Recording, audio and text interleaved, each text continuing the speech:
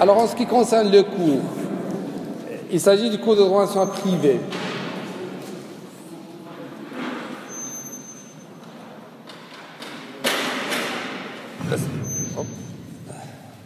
Donc, il s'agit du cours de droit national privé. C'est mieux? C'est quoi le droit national privé? On l'a déjà vu, les étudiants de la LP l'ont déjà vu, mais on va revoir un petit peu les principes fondamentaux de la matière. Il s'agit d'un ensemble de règles censées régir les relations privées internationales. À partir du moment où il s'agit d'une relation privée internationale, on fait appel aux règles de droit international privé. On a deux épithètes, privé et international. Quand on parle de privé, donc ça concerne les personnes privées, physiques ou morales.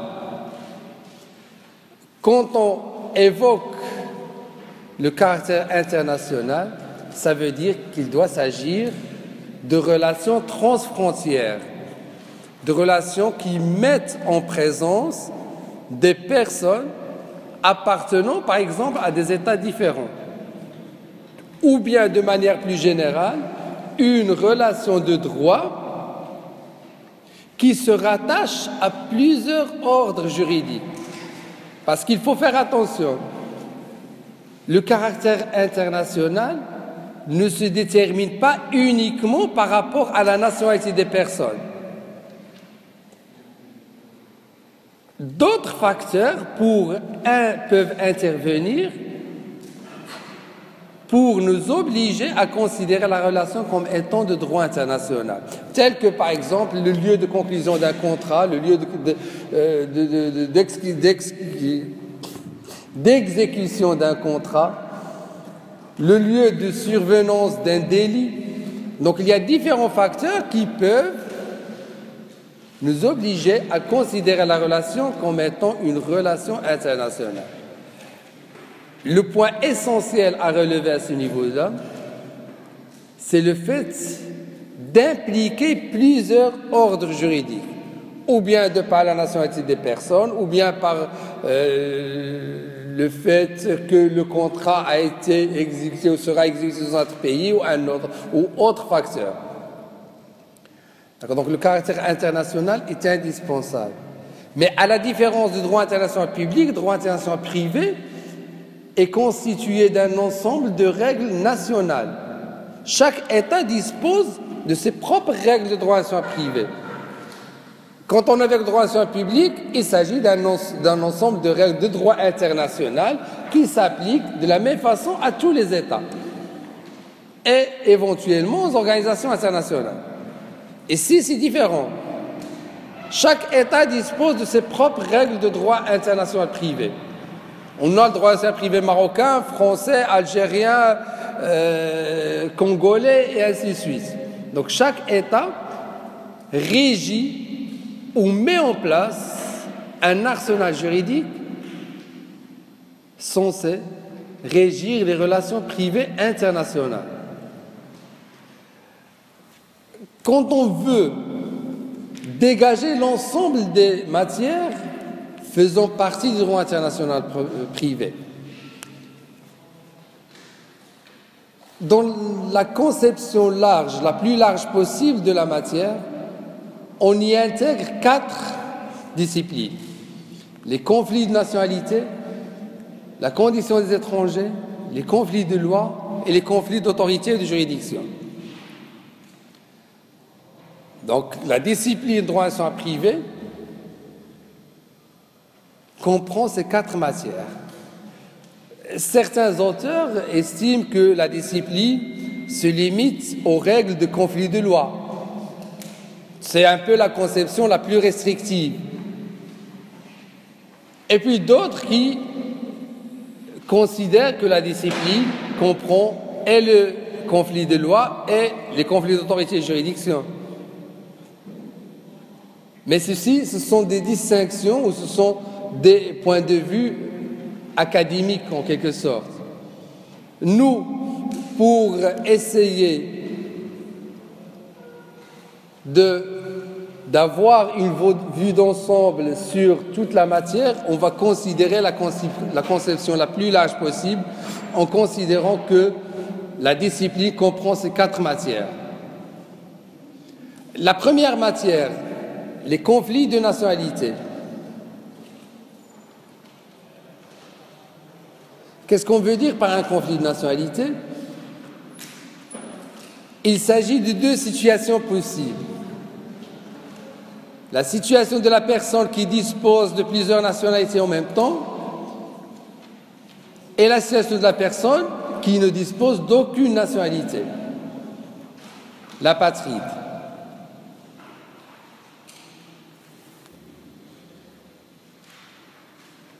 Pour les conflits positifs,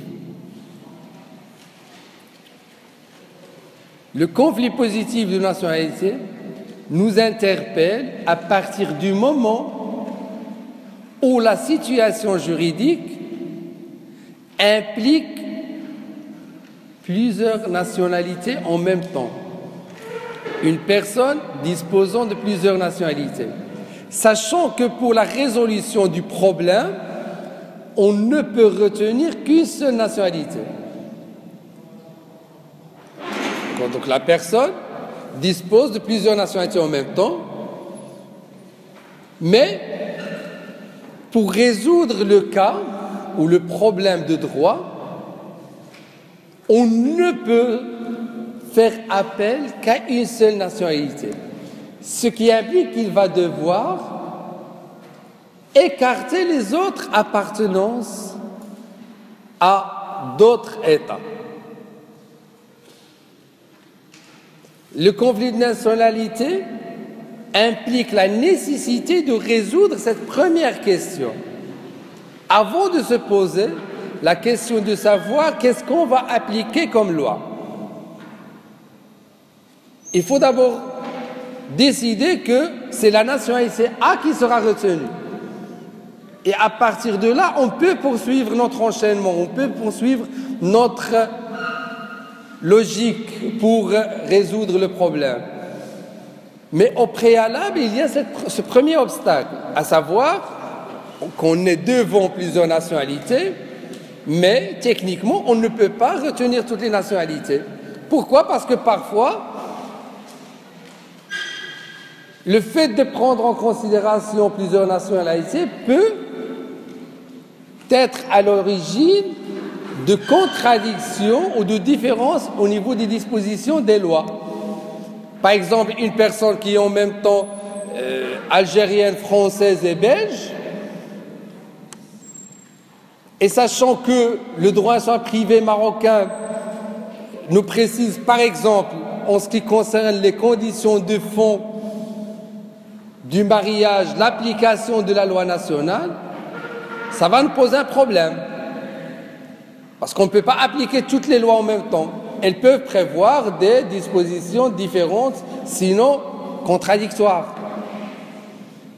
Donc, au préalable, il va falloir dire, voilà, je retiens la nationalité française et j'exclus les autres. Ou je retiens la nationalité algérienne, j'exclus les autres. Si, par exemple, le droit marocain nous précise que pour la conclusion du mariage, on applique pour les conditions de fond la loi nationale, et qu'on vérifie au niveau des 3 lois ou des 3 nationalités de la personne, il se peut par exemple qu'on ait la loi algérienne qui précise l'âge de mariage à 18 ans, la loi française à 16 ans, la loi gabonaise à 20 ans. Donc on ne sait plus quoi faire. Il y a 3 lois, chacune prévoit un âge, prévoit la capacité matrimoniale à un âge déterminé. Donc, on ne peut pas retenir en même temps 16 ans, 18 ans et 20 ans. Il faut donc d'abord dire, écoutez, non, on ne peut pas. Il y a un problème au niveau de nationalité de la personne. C'est un problème de conflit de nationalité. On le résout en premier, et puis après, la nationalité retenue va nous permettre de rattacher le rapport de droit à une loi unique. On retient d'abord la nationalité X, et cette nationalité X va nous permettre de faire appel à la loi de tel pays. Mais retenir les nationalités ou les 3 nationalités en même temps ne nous permettra pas de résoudre le problème, ne nous permettra pas d'épingler la loi applicable. Ce qui fait qu'au préalable, il va falloir, à partir du moment où il s'agit d'un conflit positif de nationalité, retenir une seule à l'exclusion des autres. Donc c'est ça, de manière générale, le conflit positif de nationalité. Présence de plusieurs nationalités, sachant que l'on ne peut retenir qu'une seule. L'on ne peut se prévaloir que d'une seule pour résoudre le problème posé ou la question posée. Deuxième situation, elle concerne les personnes qui ne disposent d'aucune nationalité. Ou les personnes qu'on appelle apatrides. Là, comme je l'ai déjà précisé avant, il s'agit de personnes qui généralement ont des nationalités, une ou plusieurs nationalités parfois, mais qui ne peuvent pas prouver leur appartenance à tel ou tel État, pour différentes raisons. Donc on ne sait pas retenir une nationalité parce que la personne n'a pas les possibilités matérielles pour prouver son appartenance à un État. Il faut donc dégager une nationalité pour la personne, sinon décider des règles applicables à partir du moment où cette personne est impliquée dans un rapport de droit.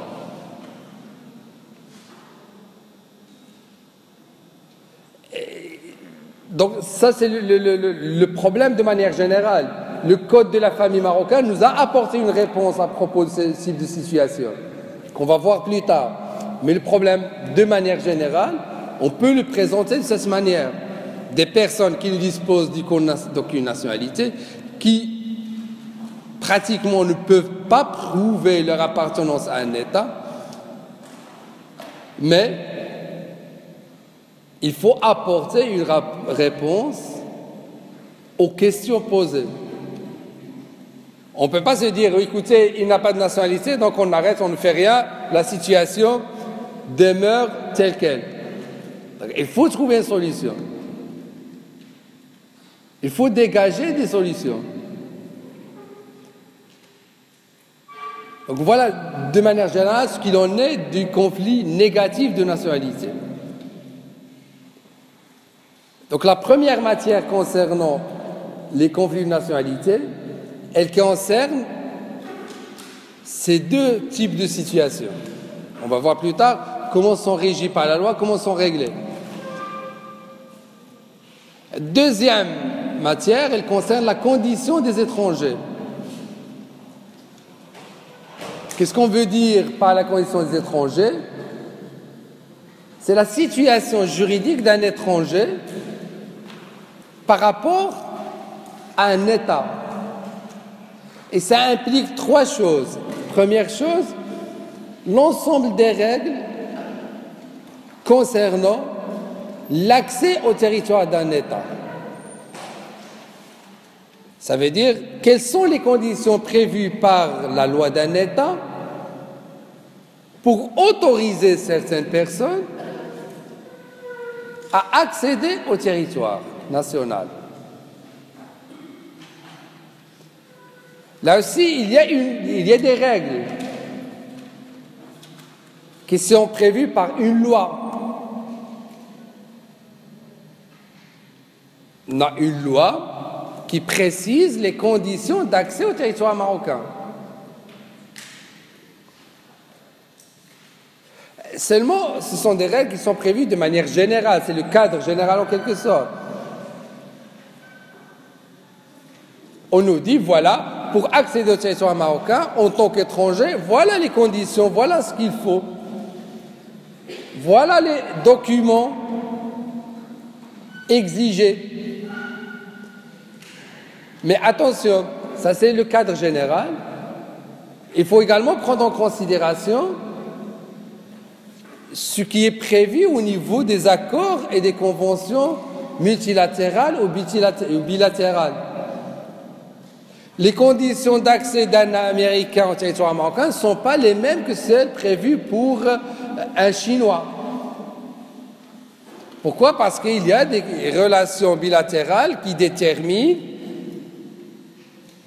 pour chaque communauté les conditions de son accès sur le territoire d'un État déterminé. Donc on a un cadre général qui prévoit un ensemble de conditions, un ensemble de règles, mais attention, on n'est pas traité de la même façon. C'est l'appartenance à un État qui permet de préciser les conditions d'accès des ressortissants de cet État au territoire d'un autre État. Donc c'est le premier point, il concerne les conditions d'accès. Deuxième point, il concerne les conditions d'établissement. Après l'accès, est-ce que j'ai le droit de m'installer sur le territoire marocain et pour combien de temps? Dans quelles conditions un étranger peut s'installer sur le territoire marocain? Qu'est-ce qui est prévu par la loi?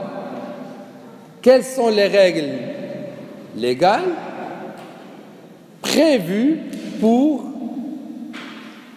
autoriser ou accorder à la personne étrangère la possibilité de s'installer sur le territoire marocain? Donc on a les conditions d'accès, les conditions de séjour ou d'établissement, et 3, les conditions prévues pour l'exercice d'une activité sur le territoire marocain. Dans quelles conditions un étranger peut exercer telle ou telle activité sur le territoire marocain? Je peux avoir la possibilité d'accéder au territoire marocain, de séjourner pendant une durée déterminée, mais est-ce que ça m'accorde la possibilité de travailler, d'occuper une fonction quelconque, d'exercer le commerce, de constituer une société commerciale? C'est le troisième type de règles qui nous intéresse. Les règles prévues pour l'exercice d'une activité professionnelle, quelle que soit sa nature, sur le territoire marocain. Et là aussi, si la loi a prévu un certain nombre de règles, il faut également prendre en considération les conventions et les accords multilatéraux, bilatéraux signés par le Maroc. Parce que là aussi, il y a un ensemble de règles, mais les étrangers ne sont pas traités de la même façon, ne sont pas soumis aux mêmes obligations. Et également, ils n'ont pas le même droit sur le territoire marocain.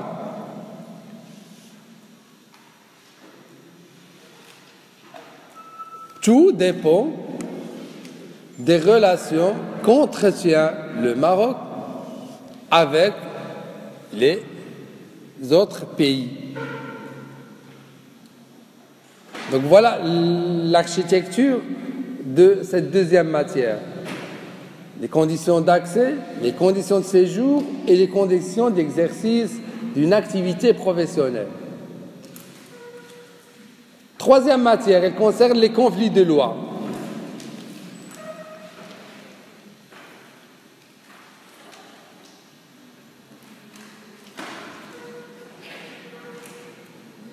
Quel est le contenu de cette matière?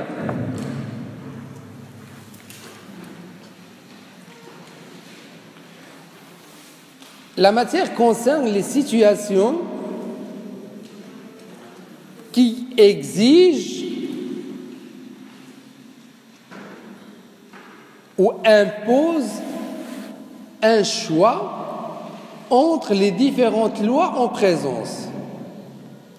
N'oubliez pas qu'on est toujours dans le cadre du droit international privé, ce qui implique bien sûr des appartenances étatiques différentes.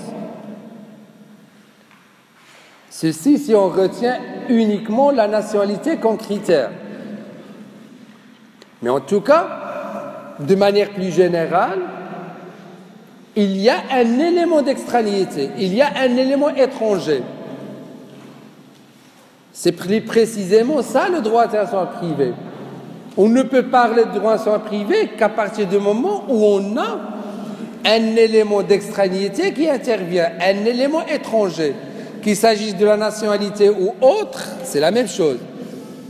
Donc peu importe quelle est la nature de cet élément étranger. Donc en matière de conflit de loi, on est devant des situations où il est indispensable de faire un choix entre différentes lois en présence. Parce que parfois, on n'a pas la possibilité de résoudre un problème de droit sans procéder au préalable à ce choix. Il y a des situations où on peut retenir toutes les lois sans problème. Par exemple, on a deux étrangers qui veulent s'engager dans une union matrimoniale sur le territoire marocain. Tous les deux sont étrangers. Ils veulent conclure mariage. En faisant application des règles de droit international privé, le Daher sur la condition civile des Français et des étrangers, qu'est-ce qu'il prévoit à ce niveau? Il prévoit l'application pour chaque étranger de sa propre loi nationale en ce qui concerne les conditions de fond plutôt. On a un Français, une Belge, pour les conditions de fond, pour vérifier les conditions de fond, on fait appel au droit français, au droit civil français, et on vérifie est-ce que cette personne française remplit les conditions exigées par sa propre loi nationale pour contracter mariage ou non. Et la même chose pour la personne belge. Donc c'est ce qui est prévu par le droit marocain. Les conditions de fond sont régies par la loi nationale de la personne. Si on suppose qu'il s'agit de deux personnes étrangères et que chacune dispose d'une seule nationalité, française et belge, on fait appel au Code civil français, au Code civil belge, et on vérifie est-ce que cette personne, selon sa loi nationale, remplit les conditions exigées ou non pour s'engager dans une union conjugale. La même chose pour la personne belge. Si j'ai deux personnes, une congolaise, une camerounaise, je procède de la même façon. Je vérifie pour la personne congolaise, est-ce qu'elle remplit les conditions exigées par sa loi nationale, et je vérifie de la même façon pour la personne camerounaise. Il est vrai que d'autres éléments peuvent intervenir. Là, je vous présente la chose de manière générale.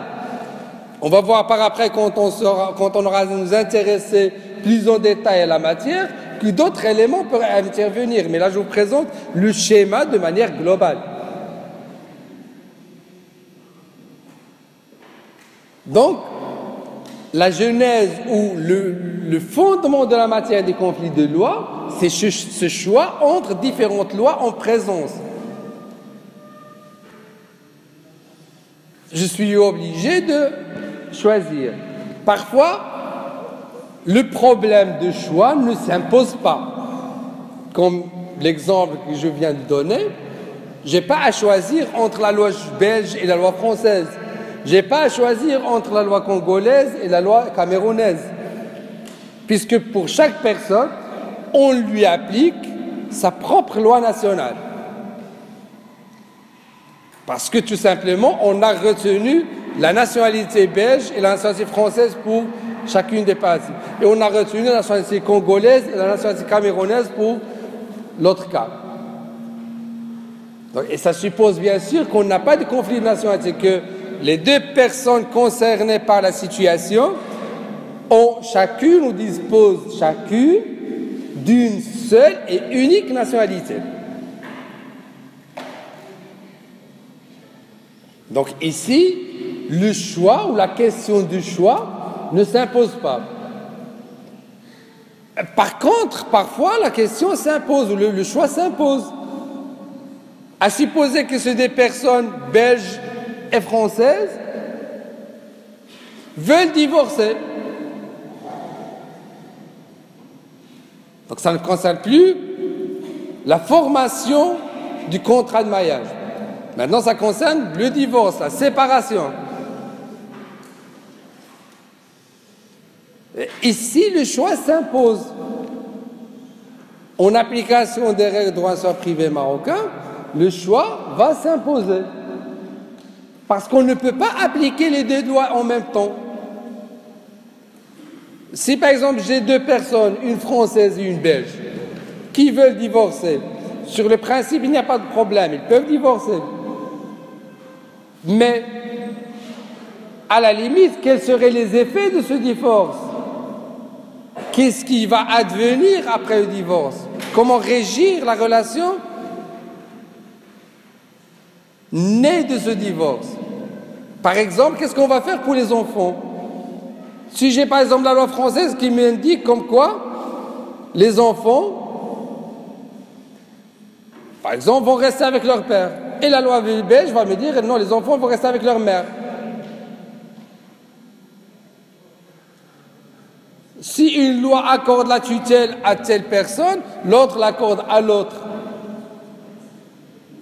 On ne peut pas se partager les enfants. C'est ce si on a un nombre impair. Donc ici, l'application des deux lois en même temps est inopérante et ne me permet pas de résoudre le problème parce que c'est impossible. Donc il va falloir choisir une seule loi. Pour ce choix, bien sûr, on fait appel aux règles prévues par le droit international privé marocain. C'est lui qui va nous apporter la réponse. C'est lui qui va nous dire il faut retenir ou bien la loi de l'époux, ou bien la loi de l'épouse, ou bien parfois il va nous dire pour le divorce, le prononcé du divorce, on retient telle loi, pour les effets du divorce, on retient telle autre loi, peu importe. Donc là, ce sont juste des exemples, on va voir plus en détail ce qui est prévu par le droit marocain. Mais je vous dis ça parce que c'est prévu par exemple pour certains pays où on fait la distinction entre la loi applicable au divorce en lui-même, à la décision de divorcer, et une autre loi applicable pour les conséquences liées au divorce. Ce type de problème se pose pluralement en ce qui concerne les relations commerciales, par exemple internationales. Elles font partie du droit national privé. Parce que là aussi, on a des personnes appartenant, par exemple, à des États différents. Il y a toujours un élément d'extranéité. Quand j'ai une société française et une société américaine à propos d'un projet à réaliser sur le territoire marocain, ça devient un problème de relation privée parce que j'ai des nationalités étrangères qui sont impliquées dans la relation. La nationalité de la société française et la nationalité de la société américaine.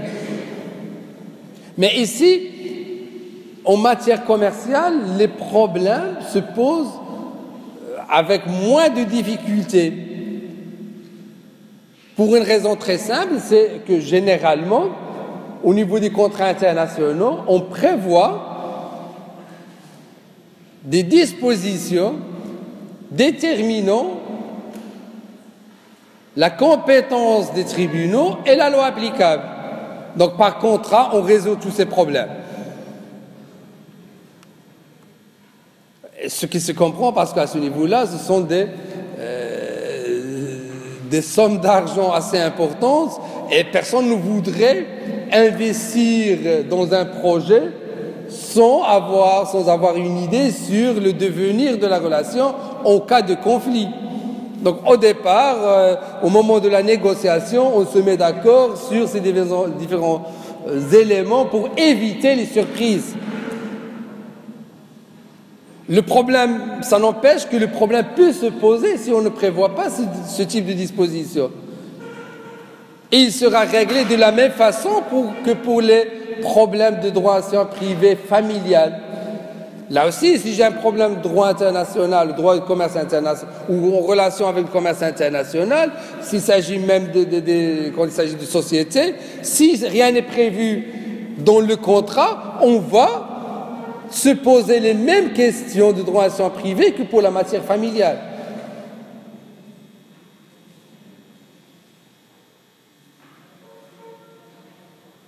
Les relations commerciales internationales ne sont pas toujours à l'abri. Elles ne sont pas toujours à l'abri de l'incertitude. Et l'incertitude en matière de relations privées, c'est un élément fondamental. On peut tous s'engager, par exemple, dans une relation familiale, mais ne jamais savoir qui serait l'issue en cas de difficulté ou en cas de problème.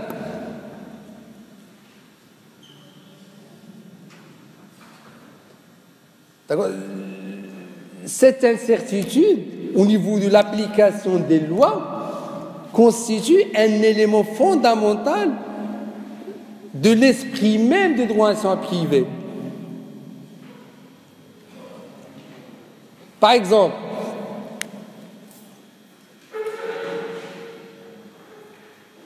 je ne sais pas, je donne l'exemple de deux Marocains qui se sont mariés à Paris. Ce sont deux résidents sur le territoire français et ils se sont mariés, sachant que tous les deux disposent également de la nationalité française. Ils ont procédé au mariage civil à Paris, ils ont procédé au mariage selon le droit marocain devant les autorités marocaines, donc ils se sont conformés en quelque sorte aux deux lois nationales marocaines et françaises. Voilà, on connaît ce qu'il en est de la formation du contrat de mariage,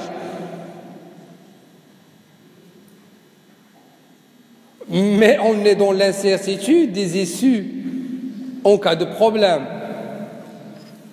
Après quelques années, ces deux personnes, ressortissantes en même temps marocaines et françaises, ils sont en conflit. Quelle serait alors l'issue du problème? Les deux personnes veulent divorcer. Maintenant, je me pose la question, qu'est-ce qui va se passer? Est-ce que je peux déterminer la loi qui sera appliquée? Est-ce que quelqu'un parmi vous peut dire, voilà, c'est cette loi qui va s'appliquer?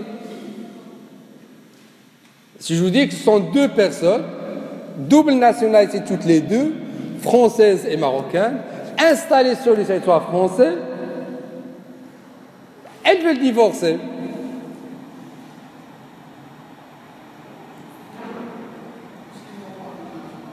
Pardon? Ils ont les deux axes. Ils sont mariés civilement sur le territoire français et sur le territoire marocain. Ils ont également respecté tout ce qui est prévu par le code de la famille et ils ont procédé au mariage dans les formes, en respectant les règles de fond selon le droit marocain. Ici, c'est très difficile de répondre. Je ne peux pas, moi je ne peux pas dire que c'est telle loi qui sera appliquée. Et c'est ça l'incertitude. Pourquoi je ne peux pas le dire?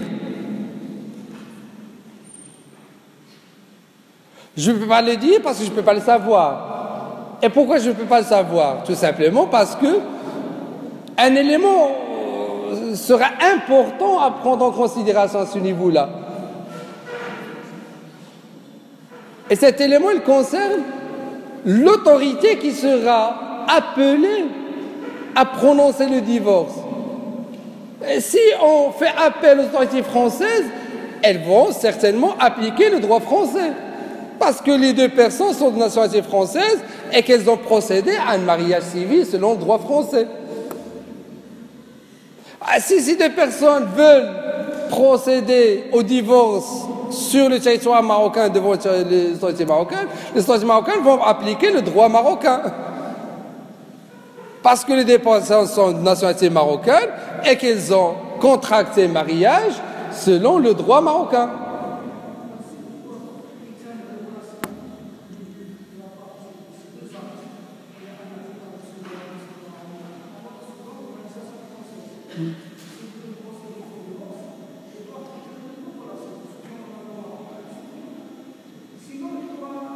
Non,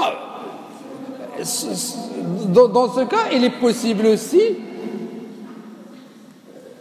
si les deux personnes le veulent, ce serait un peu bizarre. Si elles veulent divorcer devant les deux autorités, c'est toujours possible. Mais là, à ce moment-là, il ne faut pas oublier qu'on est dans une relation conflictuelle et qu'on veut divorcer. Si on procède, et c'est ça le problème qui se pose parfois, et qu'on se retrouve devant des situations ingérables, qu'on ne peut pas résoudre. À supposer que pour ces deux personnes, la femme va intenter une action pour le divorce sur le territoire français, et l'homme va intenter la même action devant les autorités marocaines. Et c'est de leur droit. L'épouse, considérant que le droit français lui est plus favorable, elle va intenter l'action devant les autorités françaises. Parce que c'est plus avantageux pour elle. L'époux, considérant que la loi marocaine lui est plus favorable, il va intenter la même action devant les autorités marocaines. Voilà, on a deux actions en même temps, une devant les autorités françaises, ce qui est légitime pour cette femme. Et les autorités françaises vont reconnaître les compétences puisqu'il s'agit de deux nationaux français qui se sont mariés sur le territoire français selon le droit français et qui résident sur le territoire français. Donc ça va de soi, il n'y a pas de problème au niveau de la compétence des tribunaux français. La même chose pour les tribunaux marocains, puisqu'il s'agit de deux nationaux marocains qui se sont mariés selon le droit marocain, donc il n'y a aucun obstacle à ce qu'ils se reconnaissent compétents.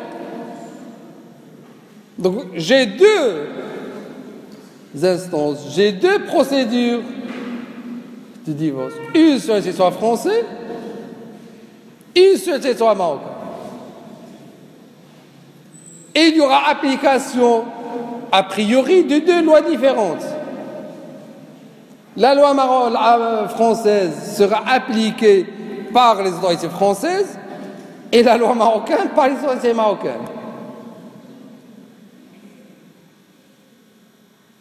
Et comment est-ce qu'on va résoudre ce problème? C'est pourquoi je vous ai dit qu'on est un peu dans l'incertitude. On ne peut pas régir un problème de droit privé au départ. On ne peut pas décider au départ de la loi qui sera appliquée. Tout dépendra de l'évolution des choses. Le droit français va accorder la garde des enfants à la femme, le droit marocain va accorder la garde des enfants à l'homme, à l'époux. Il se trouve par hasard que les enfants sont sur le territoire marocain avec leur père.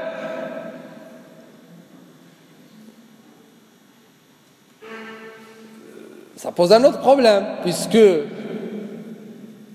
le père peut avoir des problèmes vis-à-vis des autorités françaises. On est presque dans le cadre d'un kidnapping. Sachant que lui, il a un jugement des autorités marocaines qui disent, voilà, la garde, c'est pour, on l'accorde au père qui se trouve sur le territoire marocain avec les enfants. il y a énormément de ce type de situation qu'on ne peut pas résoudre. Même aujourd'hui, il y a énormément de Marocains, de Marocaines qui vivent ce type de situation. Parce que, du point de vue de la loi ou des règles de droit, ce sont des situations ingérables qu'on ne peut pas résoudre. On a essayé de les résoudre par accord, par convention, avec différents pays ou au moins les pays où est installée une forte communauté marocaine, mais ça n'a pas marché. On n'a pas réussi à se mettre d'accord. Parce qu'en matière familiale, les États ne veulent pas faire de concessions.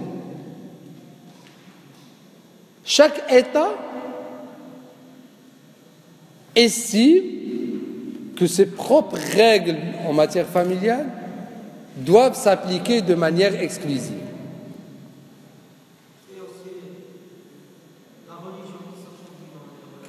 Bon, on ne va pas rentrer dans le détail du pourquoi, mais en tout cas, en matière familiale, on l'aperçoit la matière familiale de manière différente que, par exemple, la matière commerciale ou la matière pénale ou autre.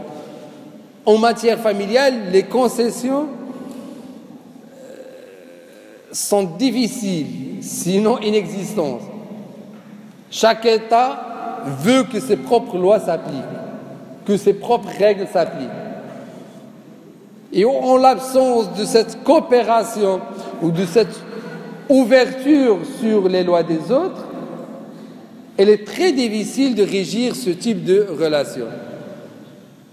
Et c'est pourquoi aujourd'hui encore, il y a des cas de ce genre qu'on n'arrive pas à résoudre. Par exemple, dans notre cas, dans notre exemple, si ce père voyage en France, il sera arrêté pour non-exécution d'un jugement ou pour kidnapping des enfants à la limite. Et on ne peut rien faire. On a en quelque sorte les mains liées dans ce type de situation.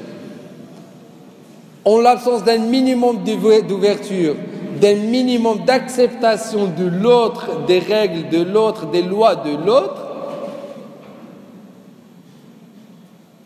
on sera toujours face à des blocages. Ce n'est pas parce qu'on ne veut pas résoudre ces problèmes, mais parce que tout simplement, en l'état actuel des relations entre les États, il y a probablement des barrières psychologiques qui nous empêchent de dépasser un certain type d'attachement à nos propres règles en matière familiale. Est-ce qu'on a raison ou non? Peu importe. Et sans rentrer dans les jugements de valeur à propos de tel type de règles ou tel type de règles, mais en tout cas, on constate aujourd'hui qu'on est dans l'impasse. Pour certains types de problèmes, pour certains types de relations, on est dans l'impasse, on n'arrive pas à résoudre certains problèmes.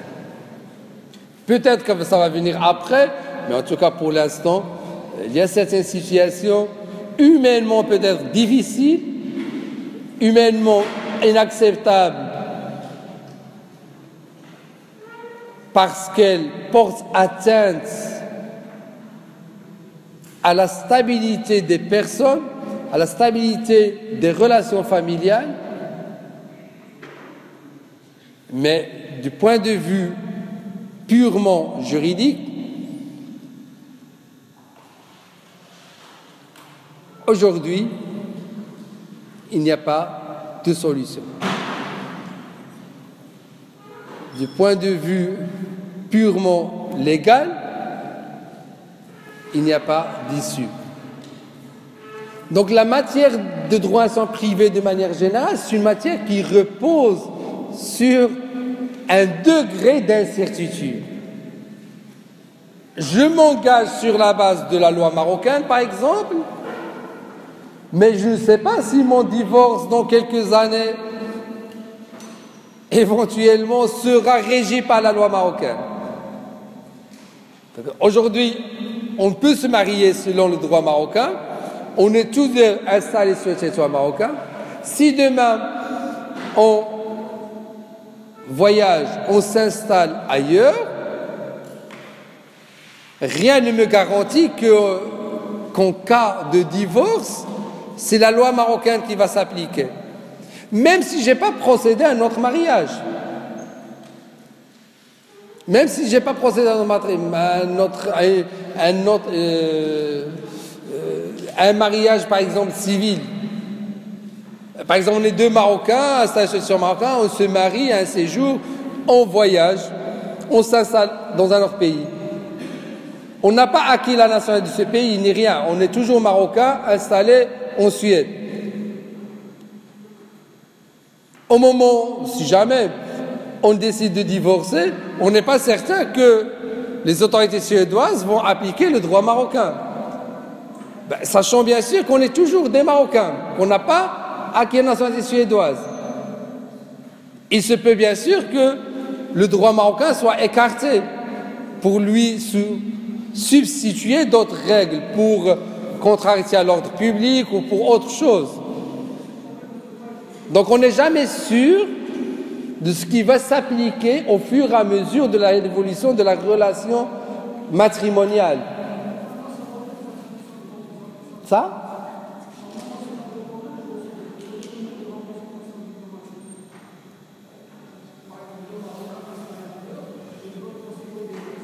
Hein ?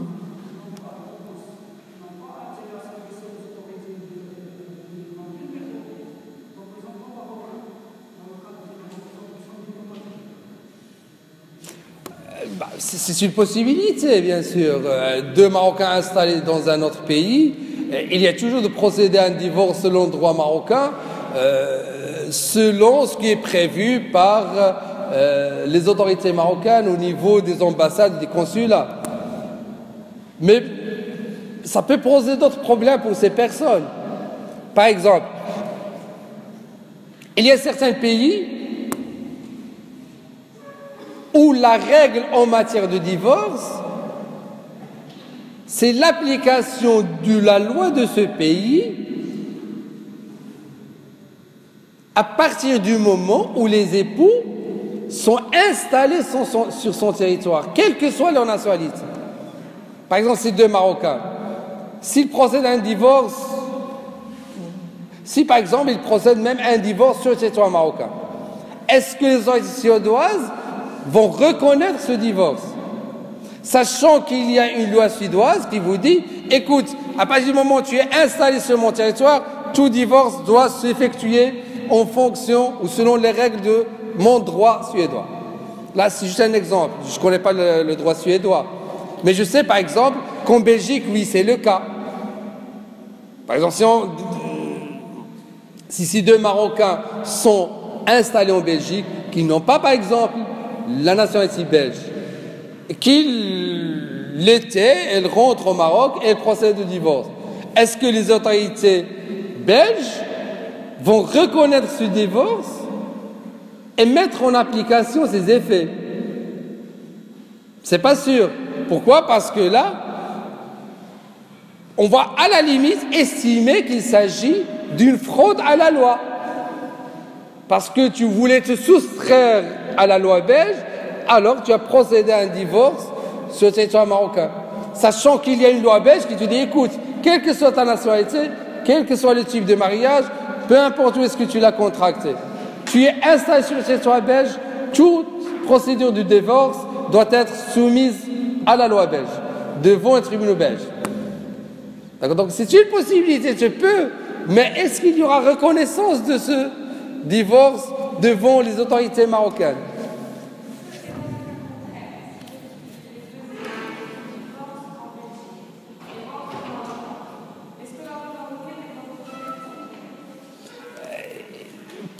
la loi marocaine, il y a une chose qui est essentielle. La reconnaissance de ces divorces en elle-même ne pose pas de problème. Seulement, il y a certaines conditions qu'il va falloir vérifier. Il y a certains points prévus par le Code de procédure civile marocain et qui nous permettent de vérifier est-ce qu'on peut exécuter, on peut reconnaître ce divorce dans un pays étranger. Je pense que c'est les articles 430, 431 du Code de procédure civile, je ne sais pas si c'est 2930 ou 3031, qui nous précisent quelles sont les conditions exigées. Qu'est-ce qu'il faut vérifier? Est-ce que ce divorce n'est pas contraire à l'ordre public?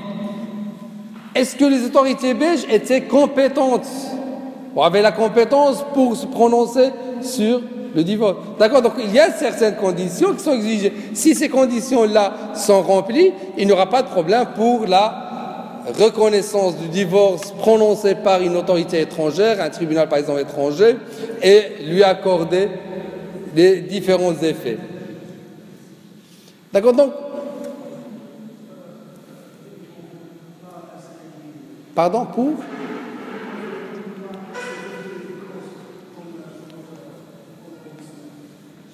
c'est une possibilité.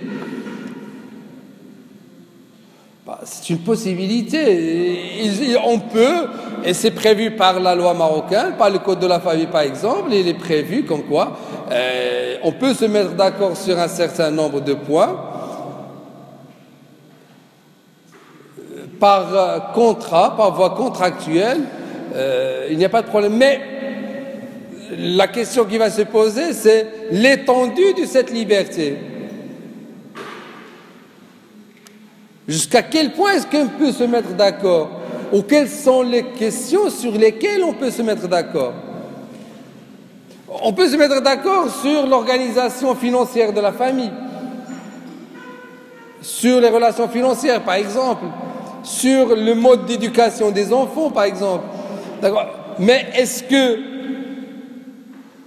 Il ne faut pas oublier que les questions de compétences sont d'ordre public.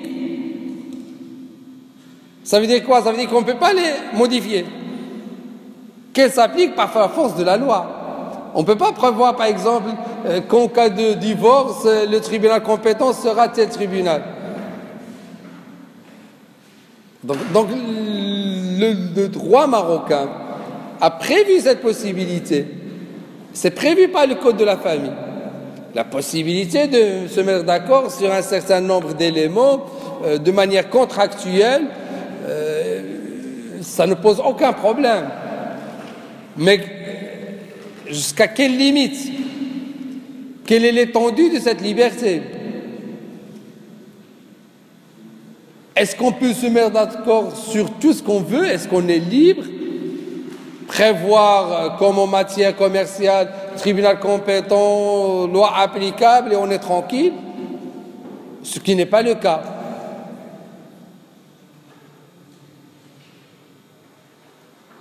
En matière familiale, c'est pourquoi je vous ai dit tout à l'heure qu'on n'a pas, que les États ne veulent pas faire de concessions.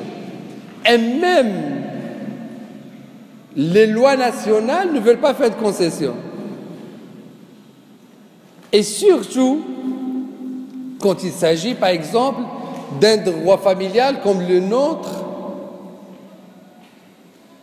qui est fortement lié à des préceptes ou des concepts d'origine, on ne peut pas dire religieuse, mais qui, en tout cas, sont en relation avec la doctrine musulmane.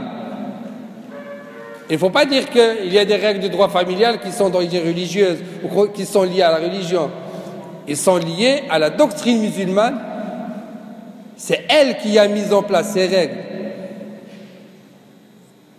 La source de notre droit familial, ce n'est pas la religion musulmane. C'est plutôt les règles mises en place par l'imam Malik et le rite malikite de manière générale. En fait, on n'a pas puisé directement du Coran ou de Sunna. On a puisé de ce qui a été dit, ce qui a été prévu par la doctrine malikite. Mais ça n'empêche que, pour nous, de manière générale, ce qui a été mis en place par les différents rites sunnites est fortement lié au Coran et à Sunna Nabawiyya. Il y a eu des explications, des interprétations, parfois différentes entre les rites, mais ça n'empêche que la source principale, les sources principales sont toujours Coran et Sunna. Oui.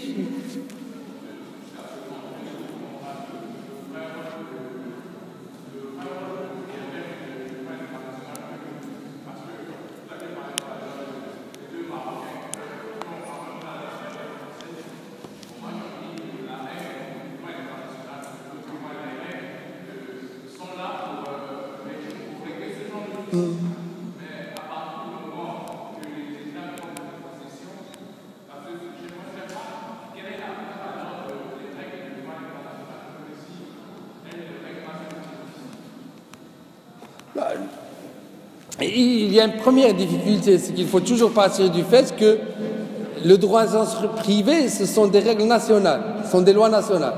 Si c'était des règles de droit international comme en droit public qui lient les États en même temps, de la même façon, sur la base du même socle de règles, ça ne va pas poser de problème. Mais ici, le droit privé marocain, c'est comme le droit familial, le droit commercial, la procédure civile, c'est